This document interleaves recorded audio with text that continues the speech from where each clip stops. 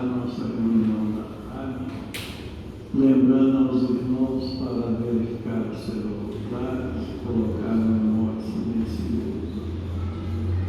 Vamos elevar nosso pensamento a Jesus, nosso bom e amado Mestre, agradecendo a Ele pela bênção, amparo, assistência que temos recebido, pela sua misericórdia em nossas vidas, pela oportunidade de estudarmos os seus ensinamentos, através do Consolador prometido, que tem nos explicado a respeito da lei de evolução e progresso, tem nos explicado a respeito da lei de Deus. Pedimos, Senhor, que as nossas bênçãos se estendam sobre todos nós que aqui nos encontramos, encarnados e desencarnados, estendendo a cada um de acordo com o grau de merecimento da sua necessidade. Ave Maria, cheia de graça, o Senhor é convosco. Bendita sois vós entre os anjos, bendito o fruto do vosso ventre nasceu, Jesus. Santa Maria, Mãe de Jesus, rogai a Deus por nós, pobres pecadores, encarnados e desencarnados, hoje, agora e sempre, que assim seja. E em nome de Deus, nosso Pai, de Jesus, nosso bom e amado Mestre, e de Paulo de Tarso, patrão de nossa casa, de oração, estudo e trabalho, estamos iniciando a nossa reunião da tarde, na santa e bendita paz do Senhor, que assim seja. Meus irmãos, essa tarde, com os nossos estudos, as nossas reflexões, nós temos o capítulo 20 do Evangelho segundo o Espiritismo, que tem o título de Os Trabalhadores da Última Hora. Os nossos estudos da tarde se referem ao item 5, que tem o subtítulo de Os Obreiros do Senhor. É uma mensagem nos trazida pelo Espírito de Verdade na cidade de Paris, no ano de 1862, em que ele nos fala.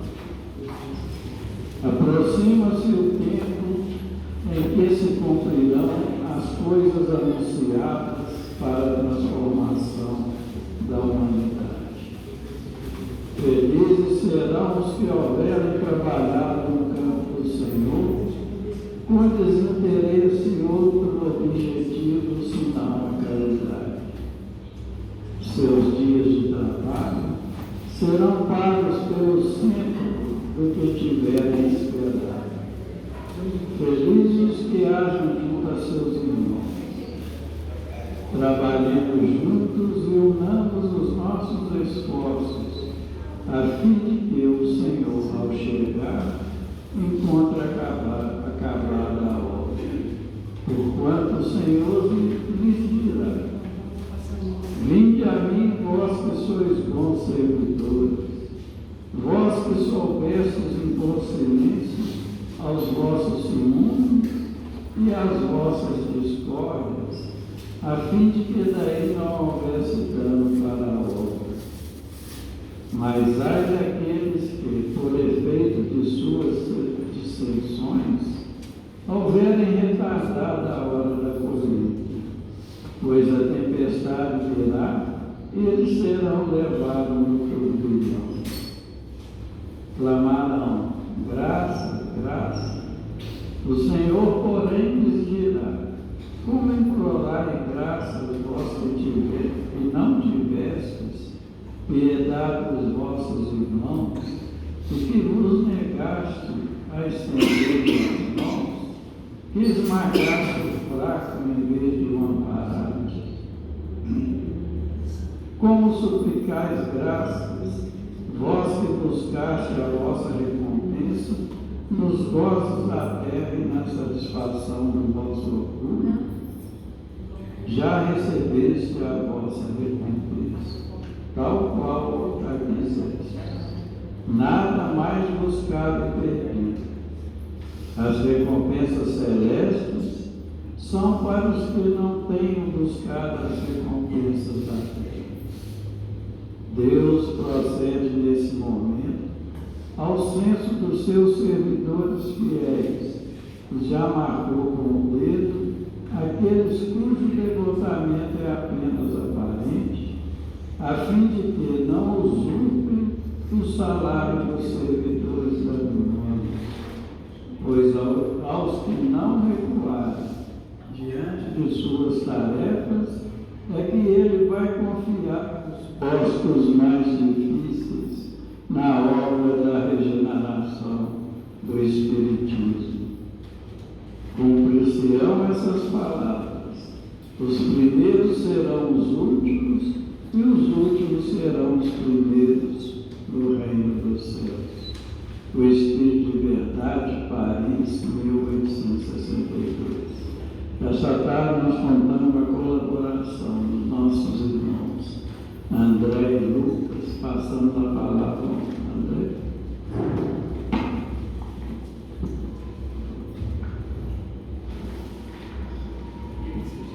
Meus queridos irmãos, boa tarde a todos. Deus nos ampare, nos proteja, continue nos intuindo. Conforme a gente pode ver, a lição objeto de estudo da tarde de hoje é a lição lá do capítulo 20, denominado Os Trabalhadores da Última Hora. Esse capítulo 20, eu acredito que de todo o Evangelho ele deve ser o menor, porque ele tem só 5 itens que explica essa parábola de Jesus. E o que nós vamos estudar na tarde de hoje, conforme a gente pode ver a leitura do seu Evandro, é o subtítulo Os Obreiros do Senhor. E quando nós realizamos uma leitura completa do capítulo, para que a gente possa entender e criar um raciocínio sobre esse último subtítulo do capítulo dos Obreiros do Senhor, é importante a gente lembrar o momento histórico e espiritual de Jesus naquela época.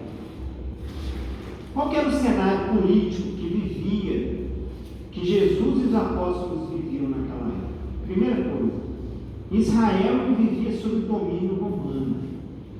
E a opressão do Império Romano era tão grande que os judeus, eles acreditavam, por meio das suas escrituras e dos seus profetas, que tinha uma expectativa de um Messias. Esse Messias ia chegar.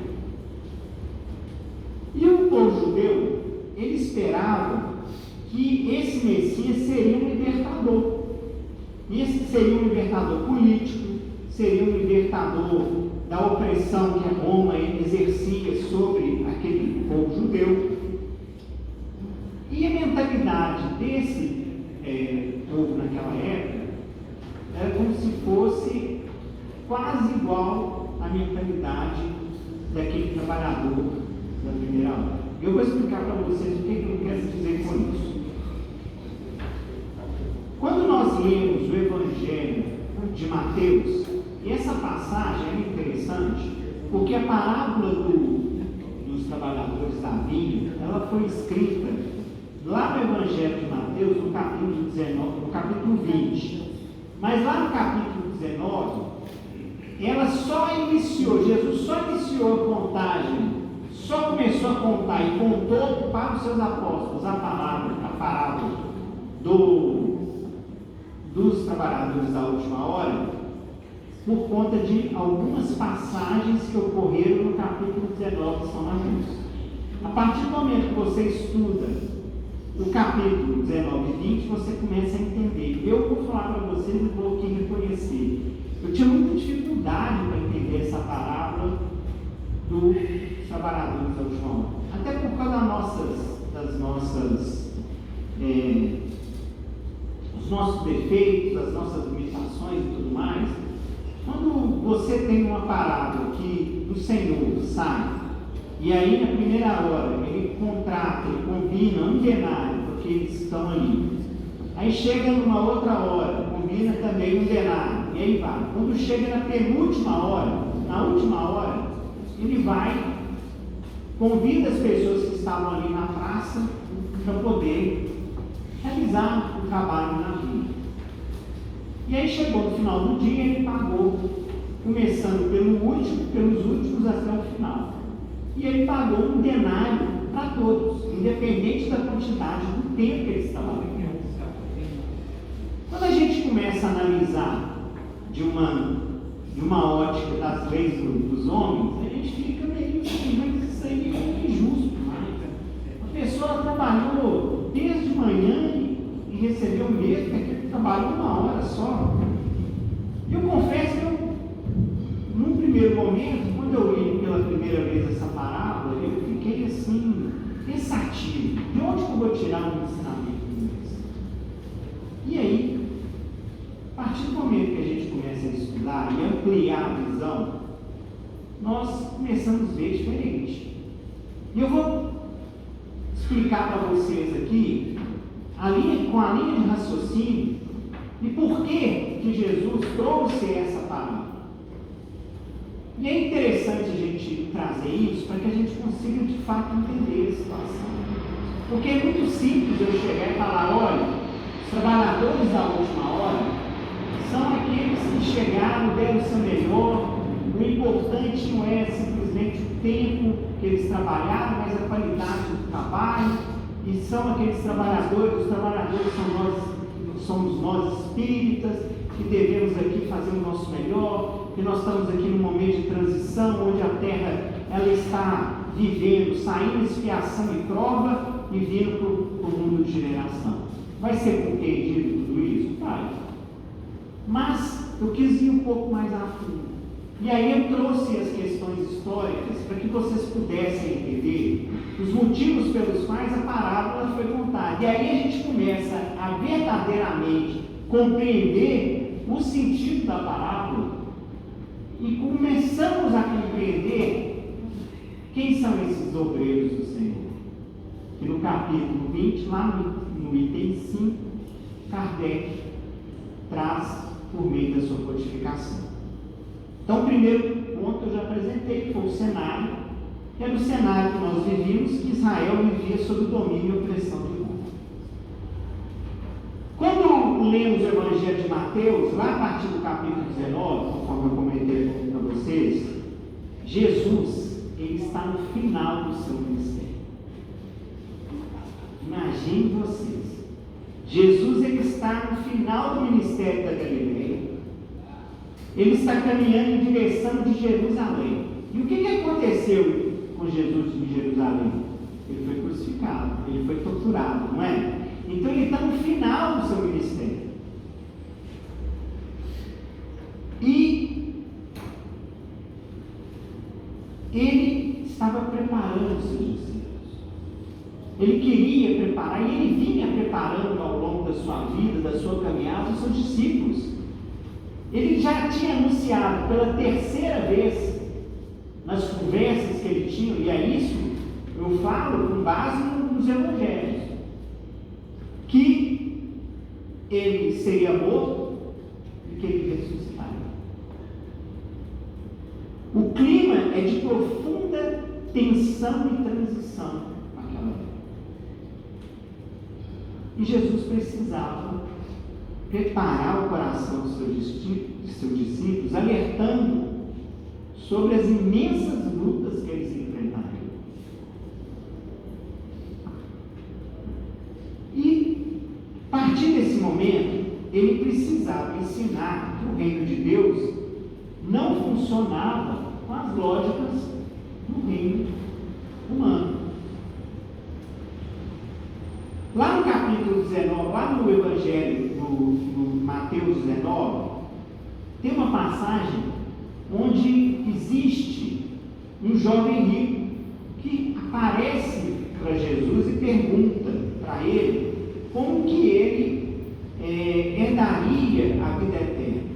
Mas ele saiu triste perto de Jesus, porque para começar a herdar a vida eterna, ele precisava praticar o desapego. Ele precisava interiorizar os ensinamentos de Deus. Ele precisava interiorizar o Evangelho de Cristo. Ele precisava mudar de vida. E aí ele viu que ele não ia conseguir fazer isso e saiu. E vendo aquela situação, Pedro chegou para Jesus falando: Jesus, e nós que deixamos tudo, o que nós receberemos? Olha a mentalidade. Se aquele que saiu triste porque ele não conseguiu entender, compreender e absorver as lições do mestre, Pedro, que estava ali acompanhando, que confiava no mestre, chegou e fez essa indagação para ele. E no fundo, o que os discípulos eles estavam começando a pensar? Em uma recompensa proporcional ao esforço deles junto com Jesus. O que eles provavelmente teriam essa. Afinal, eles chegaram ali primeiro com Jesus, eles acompanharam Jesus o tempo todo. Falaram: olha, eu vou receber algo melhor dentro disso. E Jesus responde a Pedro, lá no Mateus 19, 30, o seguinte: muitos primeiros serão os últimos, e muitos últimos serão os primeiros. Ela falou: Pedro, muitos que vieram primeiro vão ser os últimos nessa escala. E ao mesmo tempo, muitos que vieram depois podem ser os primeiros. E Jesus, após esse diálogo, ele inicia a contagem da parábola do trabalhador da vida, para explicar essa frase de forma didática para eles, para que eles pudessem ver que a fala de Jesus era mais ampla e que a mentalidade que eles tinham que mudar, porque independente de qualquer coisa, havia ali acabava que havia uma dúvida no coração dos próprios apóstolos.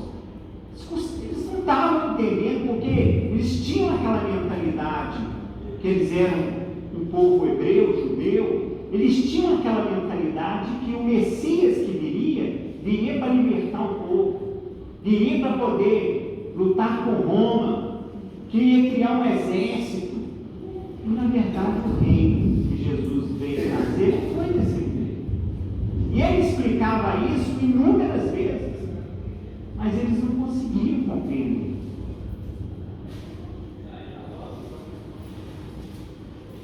E ele mostrou que a salvação não está no salário da primeira obra. Ou seja, não é o fato de você ter sido o primeiro a acreditar e confiar, mas sim na graça e na generosidade divina. O reino de Deus não é espaço para inveja e competição. E com isso, meus irmãos, quando a gente começa a realizar a leitura lá do item 5, os obreiros do Senhor, a gente já inicia uma interpretação diferente diante dessa explicação que eu trouxe para vocês no aspecto histórico. Primeira coisa que a gente verifica é a necessidade da transformação da humanidade. Como que nós, que somos pessoas ainda imperfeitas, que não estamos aqui à toa na Terra, que vivemos em um mundo atrasado, um mundo que está em transição, um mundo de expiação e provas, de sofrimento, nós temos passado por dificuldades inúmeras. Se a gente for analisar o que a humanidade vem passando ao longo de 2000 anos, desde a chegada de Jesus, ela vem se transformando, vem se aprimorando, vem melhorando, mas nós, dentro dessa transformação, nós ainda sentimos muitas vezes o sofrimento batendo até na nossa porta, muito pelo nosso comportamento, porque as causas aflitivas atuais são causadas por nós mesmos, mas por também questões vindas de outras vidas, porque nós sabemos que a nossa vida aqui é passageira, o que morre é o corpo e o nosso espírito ele continua vivo, e que a nossa verdadeira vida é lá no mundo espiritual. E a partir do momento que nós trazemos esse ensinamento para os nossos dias, nós estamos vivendo então a concretização dessa palavra. Por quê? Porque está aproximando o momento em que a Terra ela está de fato transformando e se regenerando. E aí, quem que será considerado os verdadeiros obreiros do Senhor? Como ensina o Espírito de verdade lá no item 5, os obreiros da última hora são aqueles que trabalham no campo do Senhor, movidos por um único sentimento. E qual que é esse sentimento? Na verdade, são dois sentimentos: o desinteresse e a caridade. Procurar fazer o bem. Eles não buscam recompensas diante daquilo que eles fazem. A satisfação é o fato de simplesmente estar fazendo bem. Isso já é o suficiente. A grande marca do obreiro do Senhor é a capacidade da união, de saber agregar as pessoas em volta dele, de se fazer feliz com a alegria dos seus irmãos, com o progresso dos seus irmãos. A partir do momento que a gente vê isso, a gente vê que ele não tem inveja, ele não tem orgulho, e que ele ama verdadeiramente o seu irmão, independente da situação que ele vive, independente se ele está melhor que ele quer o bem do outro. O verdadeiro servidor sabe muitas vezes impor silêncio quando nós vivenciamos o ciúme, a discórdia, para que a obra que ele está ali imbuído em realizar, ela não sofra nenhum dano ou fique em vão. Por quê? Porque a força do exemplo é o mais importante. As ações são importantes. E as ações, elas geram exemplo. As palavras são bonitas? São. Mas o que faz movimentar multidões é a sua ação, é o seu movimento. É aquilo que você realiza todo dia, quando você não está sendo observado e quando você está sendo observado.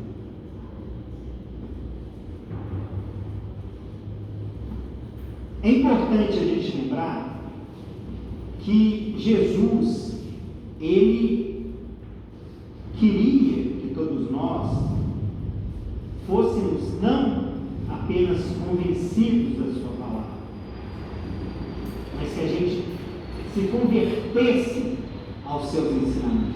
E é muito diferente você ser um convencido do que você converter.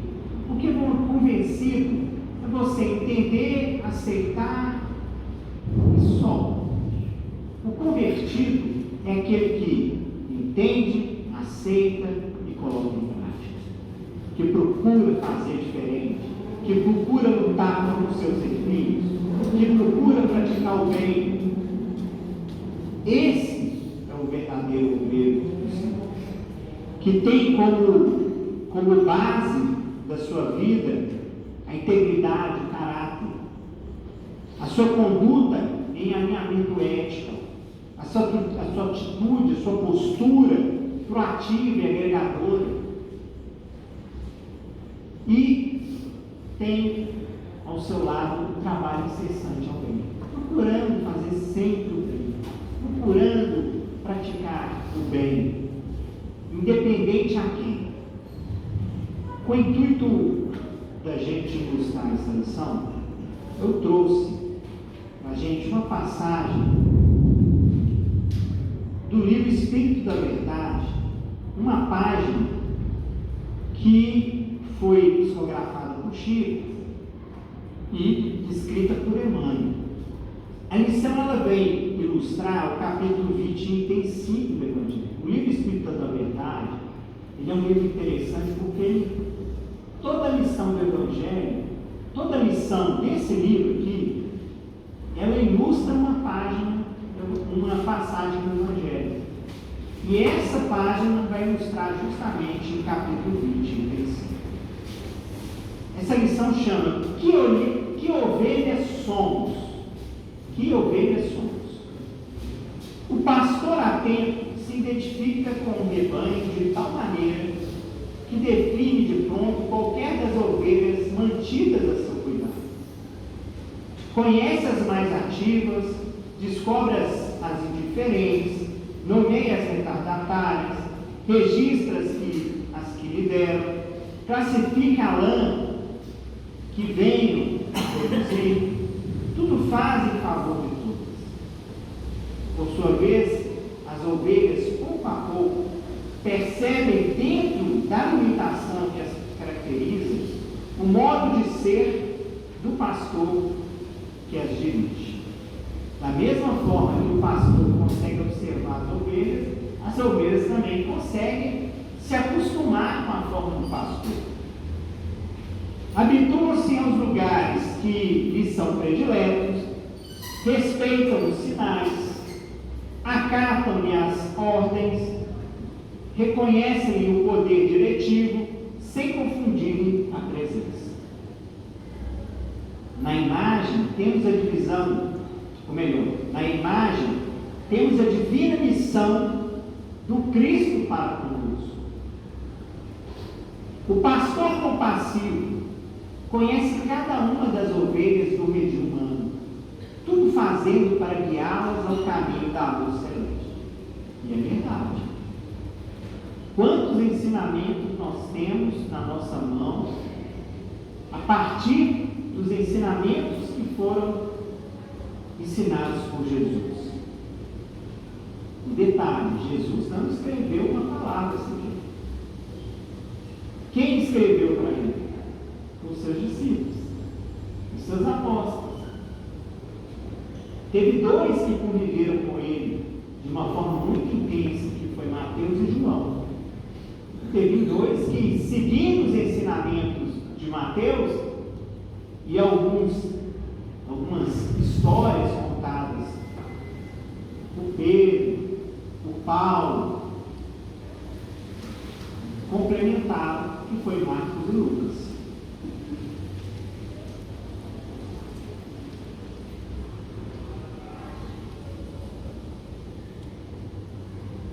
O pastor compassivo conhece cada uma das ovelhas do redil,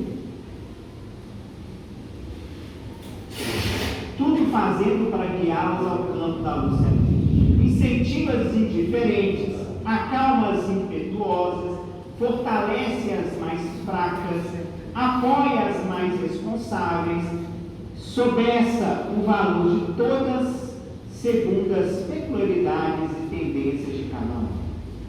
E de igual modo, as ovelhas do rebanho terrestre gradativamente vêm a conhecer e a sentir a existência abençoada do bom pastor.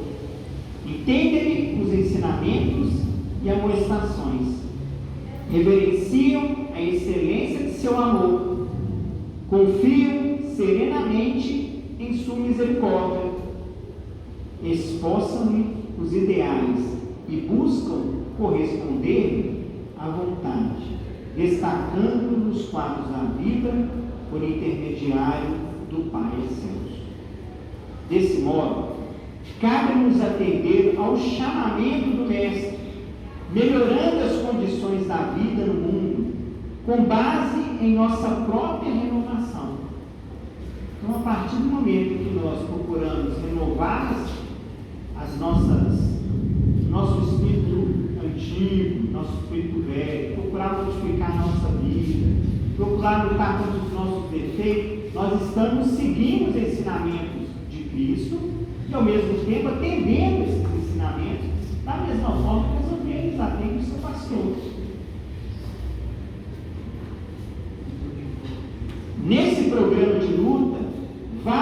indagar de nós mesmos: que ovelhas somos? E como semelhante pergunta, busquemos na disciplina ante o Cristo de Deus a nossa posição de servidores do bem, na certeza de que a humildade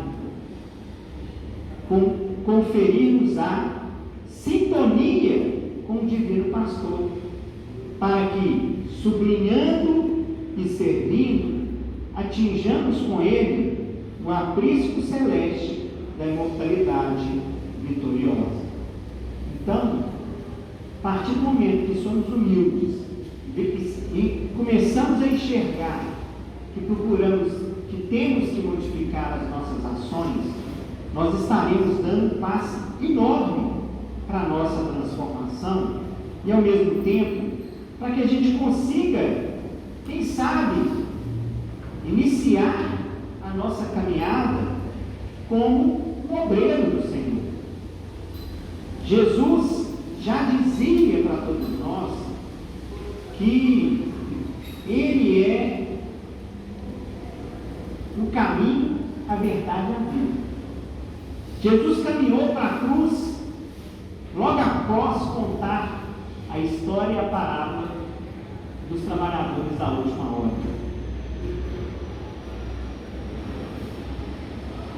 E, na verdade, a partir do momento em que nós temos o conhecimento e o ensinamento de Cristo e somos convidados a seguir, nós começamos a fazer aquela seguinte reflexão com base nessa palavra: será que eu serei o último ou serei o primeiro? E nessa ordem a gente vai verificar: será que seremos os últimos primeiros ou seremos os primeiros últimos? Que Deus nos ampare, nos proteja, nos ilumine. Meus caros amigos e irmãos, boa tarde a todos.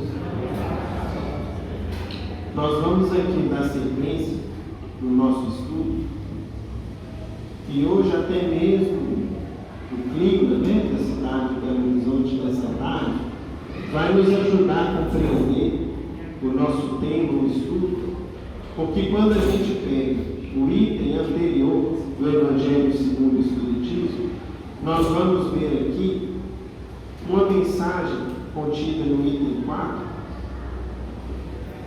ditada por Erasmo, na qual ele começa dizendo o seguinte: não escutais já o ruído da tempestade que há de arrebatar o velho mundo e abismar no nada o conjunto das iniquidades terrenas? Nós, que estamos aí na iminência da chegada de uma chuva, essa lição de hoje guarda um paralelo para a gente no seguinte sentido: o que a nossa mensagem de hoje começa a nos dizer? Aproxima-se o tempo em que se cumprirão as coisas anunciadas para a transformação da humanidade. Nós precisamos, meus amigos, compreender bem essa afirmativa. Nós precisamos compreendê-la bem, e o Espiritismo vai nos ajudar nessa compreensão, mostrando para a gente o seguinte: primeiro, em um dos trechos do Evangelho de Mateus, mais propriamente no capítulo 24, quando Jesus já se encontrava em Jerusalém, e quando os discípulos começaram a mostrar para o Cristo a beleza arquitetônica da construção do Templo de Salomão, que era de causar admiração e surpresa em muitos, Jesus vira-se para eles no chamado Sermão Profético, capítulo 24 de Mateus, e diz o seguinte: vocês estão vendo esse templo? Vai chegar um dia em que não vai sobrar pedra sobre pedra, tudo aí vai acabar. E logo em seguida, meus irmãos, Jesus então começa um discurso que ficou tido, portanto, como sermão profético, no qual ele dizia o que estava reservado para o futuro da humanidade. E nesse futuro da humanidade, que é um futuro promissor, no que diz respeito à implantação do reino de Deus na terra, teria ao longo desse trajeto, uma época na qual nós, enquanto criaturas humanas, passaríamos por grandes sofrimentos, por muitas dores, por muitas lutas, por muitas dificuldades. Para a gente compreender bem, nós vamos ter várias obras espíritas que vão nos explicar essa época, e nós vamos ver, por exemplo, na própria Gênese de Kardec, o codificador comentando assim para a gente, em relação ao sermão profético, capítulo 24 de Mateus. Esse quadro dos fins dos tempos é, sem dúvida, alegórico, é um símbolo, é uma linguagem figurada, como a maioria dos que Jesus compunha. Pelo seu vigor, as imagens que ele encerra são passíveis de impressionar inteligências ainda rudes, ainda atrasadas. Então, primeiro ponto, quando Jesus anunciava o fim dos tempos, ou sermão profético, ou chamado Apocalipse, Jesus não previa o fim do mundo propriamente dito. E o Espiritismo vai nos explicar isso. Mais adiante nós vamos ver Kardec dizendo assim para a gente, dizem-nos de todas as partes que são chegados os tempos marcados por Deus, em que grandes acontecimentos vão se dar para a regeneração da humanidade. Em que sentido se deve entender essas palavras proféticas? Para os incrédulos, elas não têm a menor importância. Para a maioria dos crentes, elas apresentam alguma coisa de místico e de sobrenatural, parecendo-lhes prenunciadoras da subversão das leis da natureza. Ou seja, como se fossem acontecer terremotos, vendavais, desastres naturais que levassem ao fim da vida humana na Terra. Ambas as interpretações estão erradas. A primeira porque implica a negação de Deus, e a segunda porque tais palavras não prenunciam a perturbação das leis da natureza, mas o cumprimento dessas leis. Então, meus amigos, o que a doutrina espírita vai explicar para a gente, seja na Gênese ou em outras obras? Que esse fim dos tempos significa o fim da velha humanidade, o fim do império do mal, o fim das injustiças, o fim dos preconceitos, o fim da tirania, o fim da violência, o fim do orgulho, o fim da vaidade, o fim da prepotência, o fim da criatura velha que habita a terra há séculos e que somos nós. Esse fim, meus irmãos, não significa um extermínio coletivo para que venham habitar em nosso lugar outros seres mais iluminados. Não. Esse fim é o fim que acontece especialmente dentro de cada um de nós, que é o que o Evangelho tem feito conosco. A partir do momento que nós combatemos em nós a vaidade, o orgulho, a tirania, os preconceitos, todas as condutas que contrariam o que o Cristo nos ensinou, nós estamos fazendo com que a humanidade se transforme, com que o mundo se transforme, com que se inicie essa nova era, esse novo tempo, com que o mundo passe pelo seu processo de transformação. E mais, os Espíritos benfeitores nos explicam que, se a gente perguntar o seguinte, e se eu não quiser? E se eu quiser permanecer exatamente como eu sou? Se eu não quiser deixar de ser orgulhoso, se eu não quiser deixar de ser vaidoso, se eu não quiser aprender a perdoar, se eu continuar sentindo ódio de uma ou de outra pessoa, se eu continuar querendo me vingar de alguém, o que vai acontecer?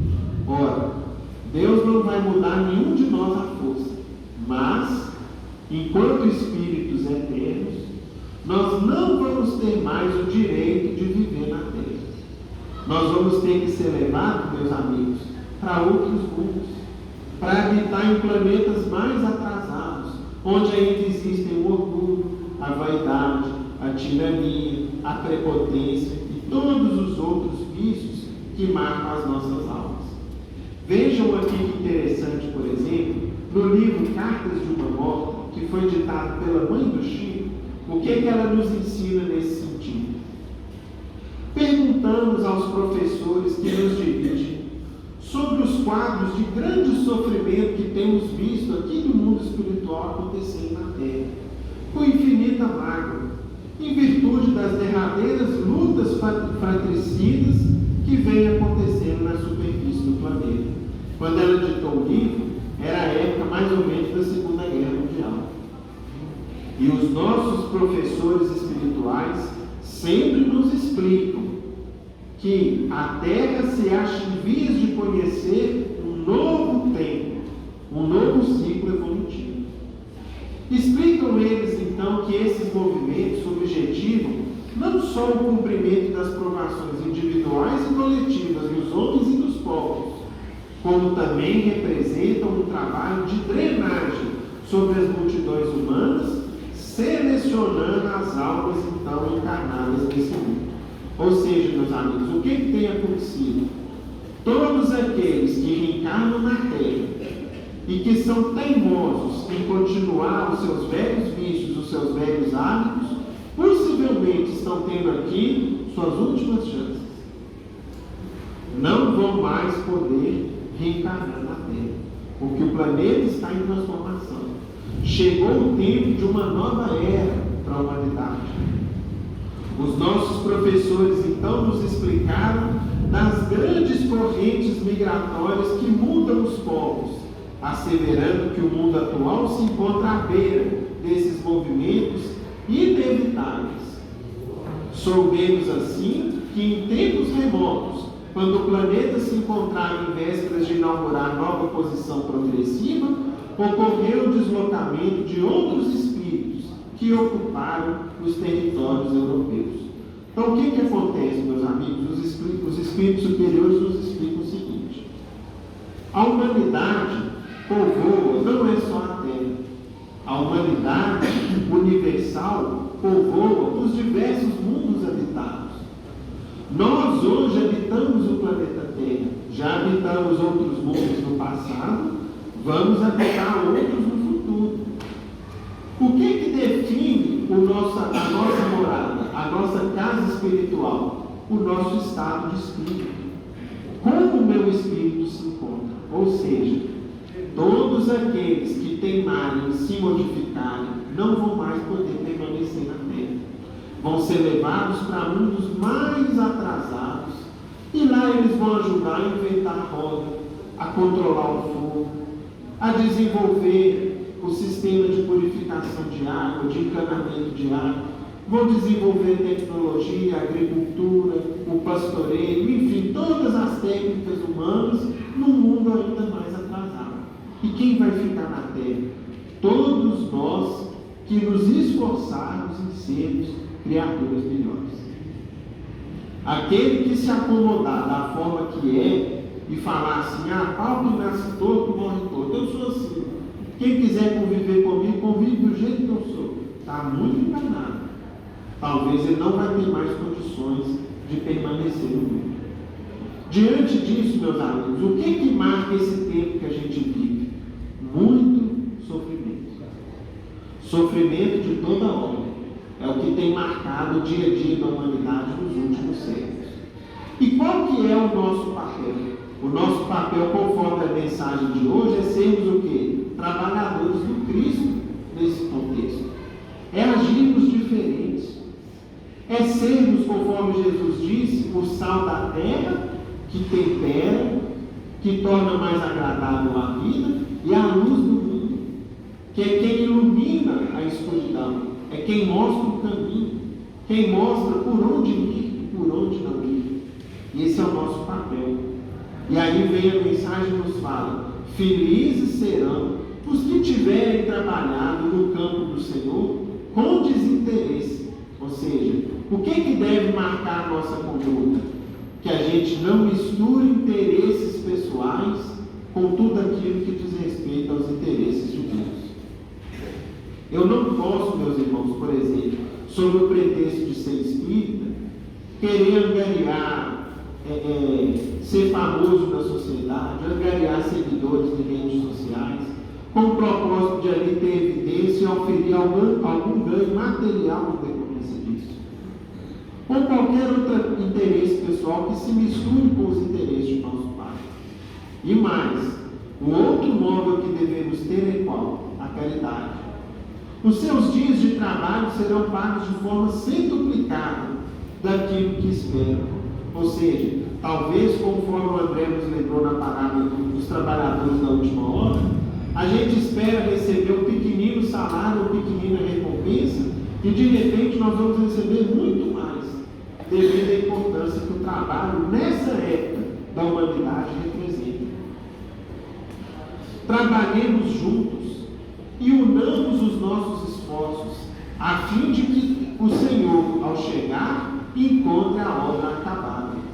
Porquanto o Senhor lhes dirá: vinde a mim, todos vós que sois bons servidores, vós que soubestes impor silêncio aos vossos ciúmes e às vossas discórdias, a fim de que daí não viesse dano para a obra.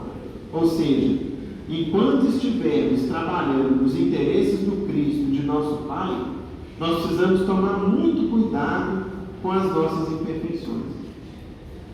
Se eu não souber agir e comportar junto àqueles de quem eu preciso para cumprir a minha tarefa, eu posso acabar o quê, meus amigos? Comprometendo a própria obra, o próprio trabalho.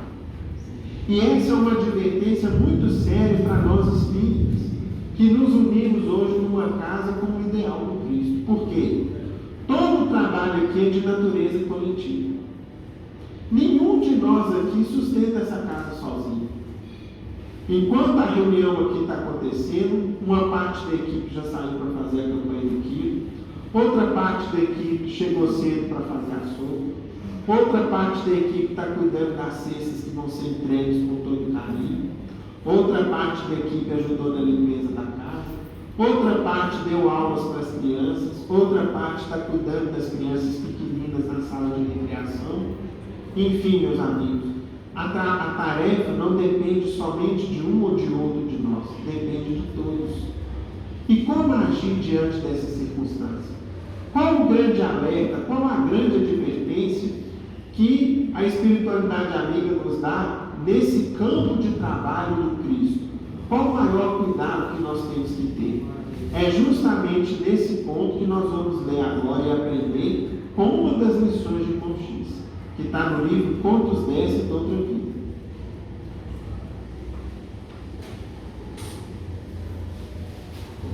Essa lição, meus amigos, está no capítulo 31, é intitulada A Campanha da Paz. Nós vamos ver aqui como que funcionava a Casa do Caminho, que foi a primeira igreja cristã do mundo, funcionava nos arredores de Jerusalém, e que é muito bem descrita para a gente lá no livro Paulo Estevam, que era o quê? Um anexo da residência de Pedro, onde eles ensinavam o Evangelho e onde acolhiam os necessitados de toda a obra. Vamos ver aqui como que era o funcionamento da casa e o que um dia ameaçou aquela casa de deixar de existir, para que a gente aprenda e se lembre sempre dessa lição na nossa tarefa, na nossa casa atual. Estabelecidos em Jerusalém, depois do Pentecostes, os discípulos de Jesus, sinceramente dedicados à obra do Evangelho, iniciaram as campanhas necessárias às tarefas que Jesus lhes deixara, lhes confiara. Primeiro, o levantamento de uma moradia que os albergasse. Isso porque, meus amigos, os discípulos eram de onde? Da Galileia. Quando eles vieram para os arredores de Jerusalém, eles não tinham ainda um pouso, uma casa onde ficar. Então, qual foi a primeira providência? A gente precisa construir um espaço físico para a gente. Buscaram possibilidades, pediram o apoio de simpatizantes da causa, sacrificaram pequenos luxos e o teto apareceu, simples e acolhedor, no qual os necessitados passaram a receber o Evangelho e o consolo em nome de Cristo. Montada a casa de trabalho, viram-se então defrontados por um novo problema, ou seja, estava construída, já tinha um teto, já tinha um abrigo. Qual era o novo problema? As instalações demandavam muitos recursos. Foram então pedidos a solidariedade das pessoas. Velhos cofres foram abertos, entornando moedas, e o lar da fraternidade povoou-se de leitos e rouparia, candeias e vasos, tinas enormes e variados apetrechos domésticos. Os filhos do infortúnio chegaram em grande quantidade. O que acontecia? Naquela época, meus amigos, não existia posto de saúde, não existia hospital, e todos os necessitados muitas vezes eram largados ao leito, ao abandono. Quando eles ergueram aquela primeira igreja, aquele primeiro templo, era, além de um local de preces e de estudos, era um local essencialmente o quê? De trabalho. Então eles precisavam de camas para os enfermos, de roupas de cama, precisavam de utensílios domésticos, precisavam de materiais de higiene, precisavam de uma série de equipamentos para atender as pessoas necessitadas. Pediram daqui e dali e conseguiram tudo aquilo que era necessário. Obsidiados chegavam de longe. Velhinhos que os parentes haviam abandonado também faziam parte dos hóspedes. Viúvas acompanhadas por filhinhos chorosos aumentavam dia a dia na instituição, e enfermos sem ninguém arrastavam-se na direção da pousada de amor, quando não eram encaminhados até ali em macas, com as marcas da morte a lhes marcarem o corpo enfraquecido. Então, é o seguinte: quando as pessoas sabiam, ó, lá na casa do caminho, eles cuidam de quem está doente, eles dão abrigo a quem perdeu a família, cuidam de crianças, cuidam de obsidiados, ensinam o Evangelho, curam feridas. Resultado: todo mundo começou a ir na direção daquela casa abençoada. Foi então que aumentaram as exigências da manutenção e efetuaram então novas coletas entre os amigos. Corações generosos ajudaram, remédios não faltaram, e as mesas foram supridas com fartura, com o alimento necessário. Obrigações aumentadas aumentaram também a necessidade de mais ajuda de voluntários. Foram então que os apóstolos e discípulos de Jesus pediram que voluntários e pessoas ajudassem, e muitos então se engajaram gratuitamente nas tarefas daquela casa. Criancinhas começaram a aparecer na estância humilde, e outra espécie de ajuda se fez necessária, ou seja, começaram a chegar lá recém-nascidos, abandonados, crianças pequeninas que perderam os pais. E aí o que eles precisavam? De mulheres, de senhoras que cuidassem das crianças, que amamentassem, que minassem, que educassem, e novas pessoas apareceram para ajudar. Entretanto, se os apóstolos do Mestre encontravam certa facilidade para a manutenção da casa, vejam aqui agora, meus amigos, onde que estava a maior dificuldade deles. Observavam que estavam cada dia mais desunidos, e essa desunião os ameaçava de maneira cada vez mais intensa. Por quê? Levi criticava o rigor de Tiago, filho de Alfeu. Já Tiago não desculpava a tolerância de Levi. Bartolomeu interpretava a benevolência de André como sendo excesso de gastos. André considerava Bartolomeu viciado na sua vingança. Se João, muito jovem, fosse visto em prece na companhia de algumas moças caídas em desvalimento, era indicado como instrumento de escândalo. E se Filipe dormia nos arredores, ajudando enfermos desfavorecidos, regressava sob o comentário maldoso dos próprios irmãos, que não lhe penetravam a essência das atitudes. Então, o que estava acontecendo lá, meus amigos? A fofoca era cada vez maior entre eles. Se João era muito generoso, tinha um que achava que ele estava gastando muito além do que podia. Já João, que era generoso, achava que o outro era soberbo demais. Se um saía para dormir na casa de um enfermo, no outro dia voltava sob o comentário maldoso de outros. que se um estava na companhia de uma ou de outra moça ajudando e cooperando, também era alvo de comentários maliciosos. Com o tempo, aumentaram os conflitos, as queixas e as perturbações.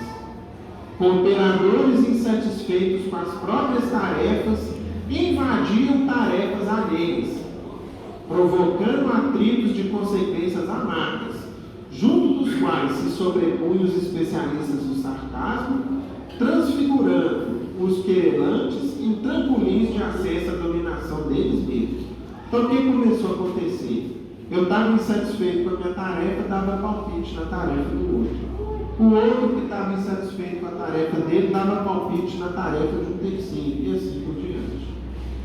Cochichos e fofocas nos refeitórios, nas cozinhas, discussões azedavam o ambiente em todos os lugares da casa do caminho. Fé na intimidade e desprezo por fora, e o público que seguia de perto as brigas e discussões. Pedro então se esforçava em sustentar a ordem, mas em vão.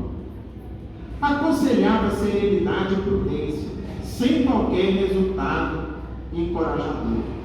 Por fim, cansado das brigas que lhes desgastavam a obra e a alma, propôs reunirem-se em oração em benefício da paz.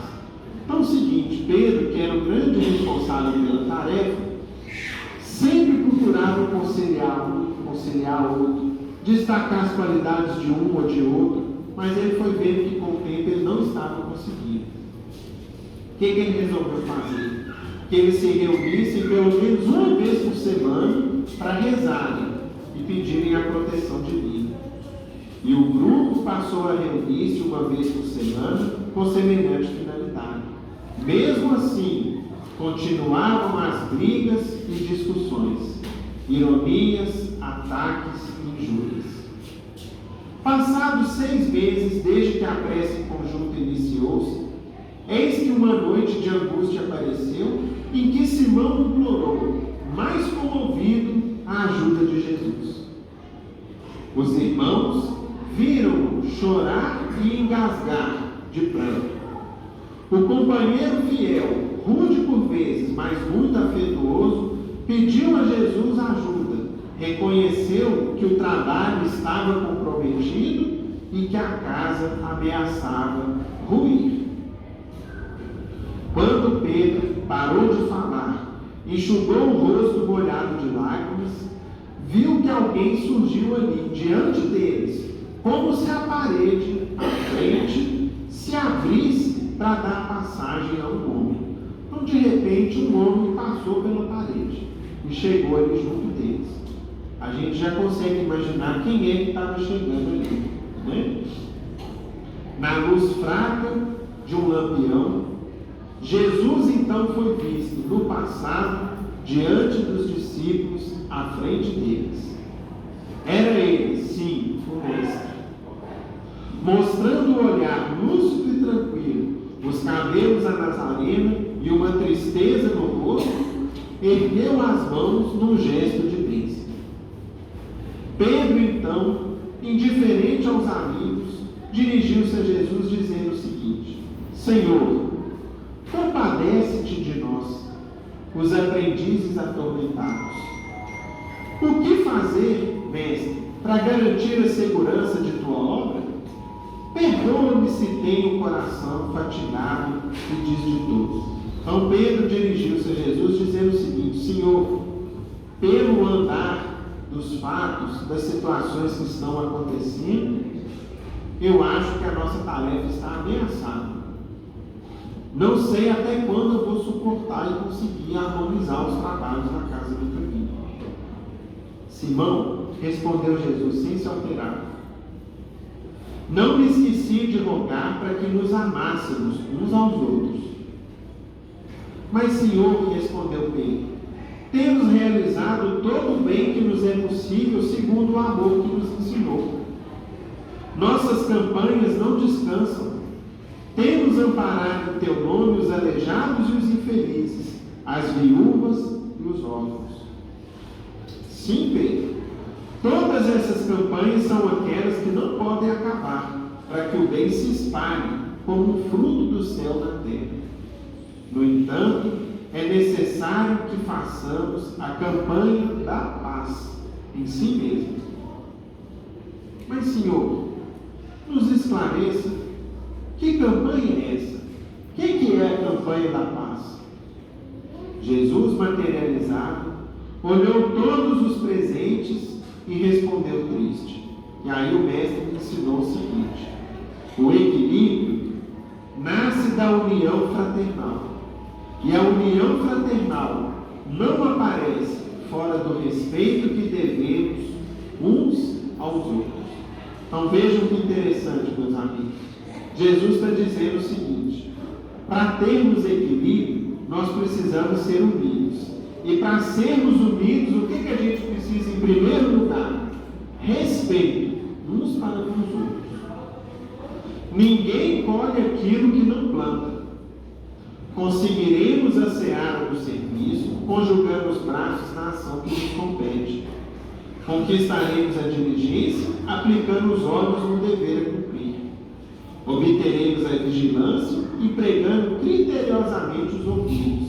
Entretanto, para que a harmonia permaneça entre nós, é necessário pensar e falar sobre o próximo, como desejamos que o próximo pense e fale sobre nós mesmos. Então, o que Jesus vinha advertir eles aqui? Evitem as conversas infelizes. Respeitem-se uns aos outros. O Evangelho não veio para os sãos, veio para os enfermos.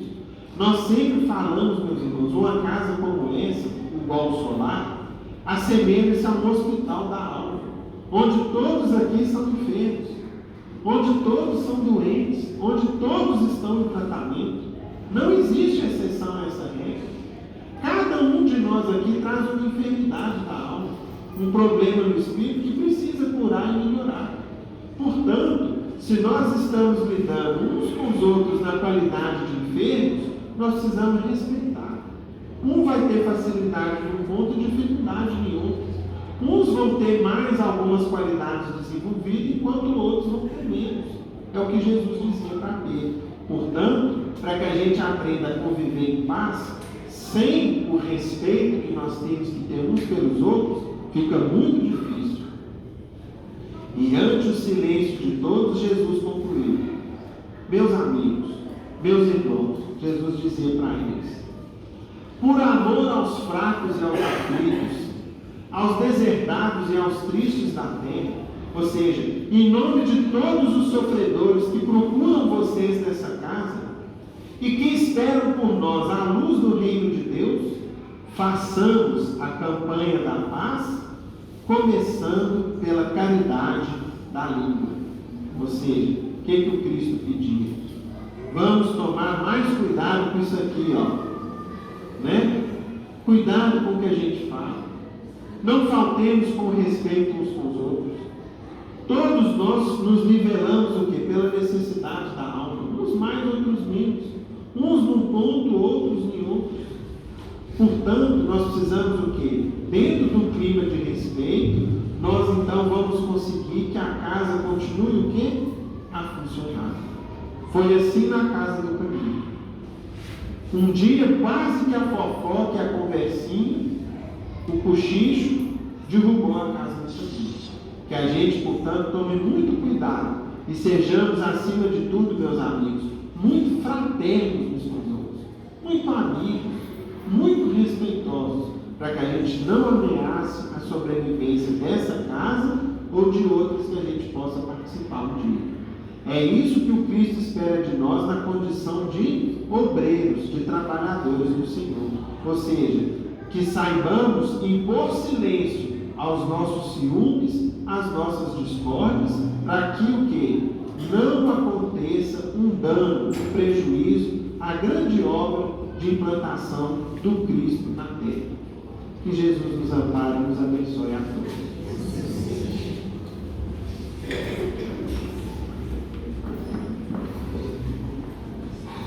Meus irmãos, terminados os comentários da tarde, Vamos agradecer a Deus e a Jesus esses momentos de paz e reflexão.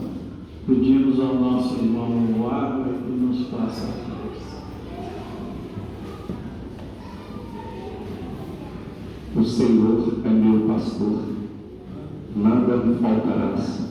Deitar-me faz em verdes pastos, guia-me somente a águas tranquilas, refrigera minha alma, guia pelas veredas da justiça pelo amor do seu nome. Ainda que eu andasse pelo vale da sombra da morte, não temerei mal algum, porque tu está comigo, a tua vara e teu cajado me consolam. Prepara uma mesa perante mim na presença dos meus inimigos, unge minha cabeça com óleo, o meu cálice transborda. E certamente que a bondade e a misericórdia seguirão todos os dias de minha vida, e habitarei na casa do Senhor por longos dias. Divino Mestre Jesus, Paulo de Tarso, patrono desta casa, mais uma vez agradecemos os estudos que foram nos apresentados esta tarde, rogando que suas bênçãos derramem sobre nós, encarnados e desencarnados, a todos os nossos irmãos que não puderam estar junto conosco estudando, seja extensiva suas bênçãos divina vida, mestre querido, aos nossos irmãos em condição de rua, aqueles que se encontram nos hospitais, nos leprosários, nas penitenciárias.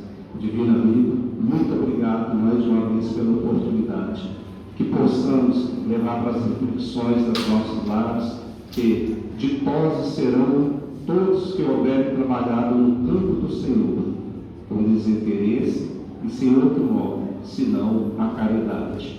Que Jesus Cristo nos abençoe, louvado nosso Senhor Jesus Cristo. E com essa prece nós estamos encerrando a nossa reunião da tarde na santa e bendita paz do Senhor Jesus. Os irmãos podem receber o Pai. Pedimos conforme a fé. Vai ter ficha para ler. Quem for receber a ficha permaneça ao seu carro, vai ser distribuída pela Evandro. E aí, meu irmão? Vai.